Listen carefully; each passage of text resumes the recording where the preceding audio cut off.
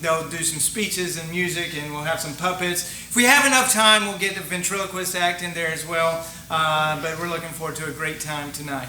All right, guys. And girls. I've seen no guys that.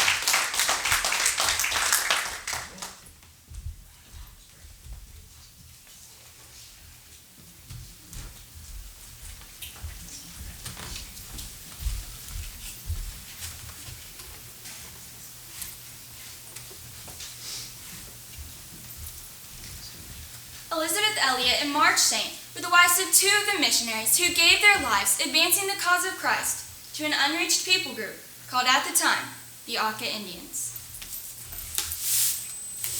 Radio Shandia here. Okay. We are standing by. Keep us posted. Any news? Not yet. Waiting seems the hardest. Seems like the more I sweep this floor, the more dirt comes in. It is impossible to keep clean. Well, a little dirt never hurt any of us, I suppose. Won't be long and we'll have to work on supper. I guess you're right. I need to do something to take my mind off of this radio. I just keep wondering about it all. All? You know, all of the boys' work, our work, up to this point. We know that the Lord has called us here. He has been so faithful to us. He has, Betty. These dear Indian people have been so receptive. Just think, we were able to continue this work with the Quechua.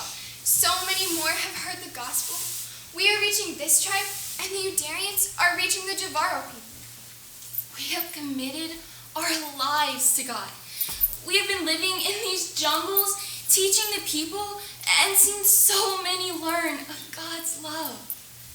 But Jim was not content with just reaching these people.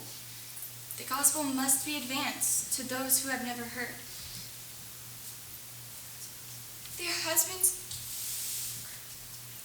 our husbands have made quite the team. All 5 of them.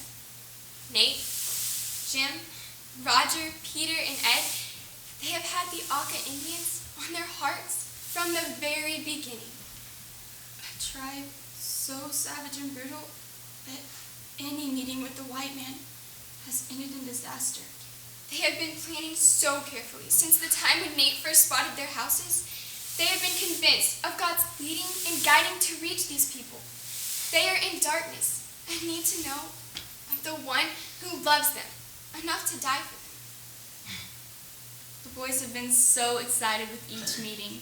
Just a few months ago, when they started dropping gifts from the airplane, Jim was so excited.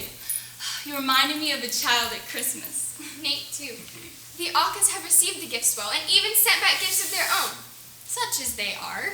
Your son Steve has enjoyed the parrot they sent. Yes, he was quite taken with that gift. I can't believe they attached it in a cage to the end of the line on his plane. Yes. Everything has seemed to be exactly as God would have it, planned out and working according to his plan. From the boys finding a beachhead next to the river that will work as a landing strip just a couple of miles from the Auca village, to the right weather to land the plane and send in supplies for the boys to set up a camp there. The progress has been unmistakable, but the threat is always there, looming in the background. Jim has said from the beginning that he is no fool who gives what he cannot keep to gain what he cannot lose. He has affirmed that if it takes his life, he is willing to give it.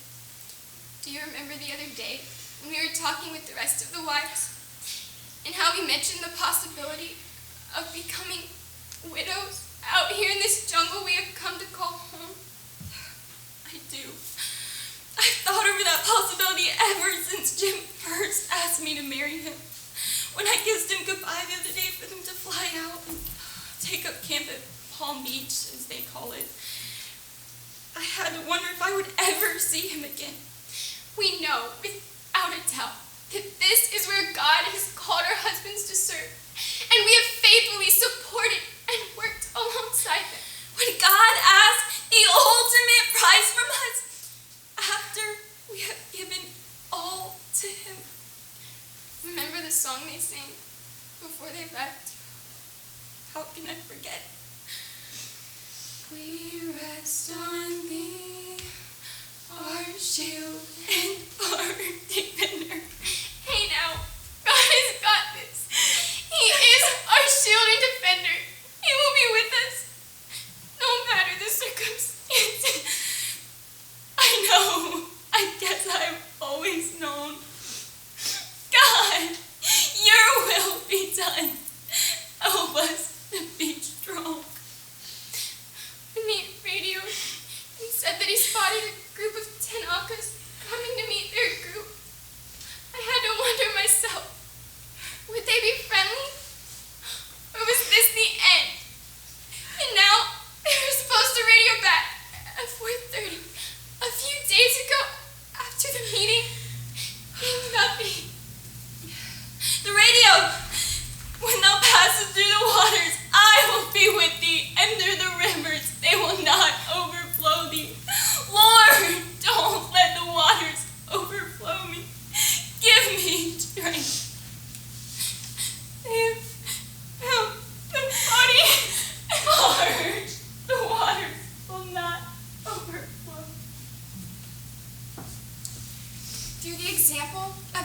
5 men, many others have plunged forward, realizing that he is no fool who gives what he cannot keep to gain what he cannot lose.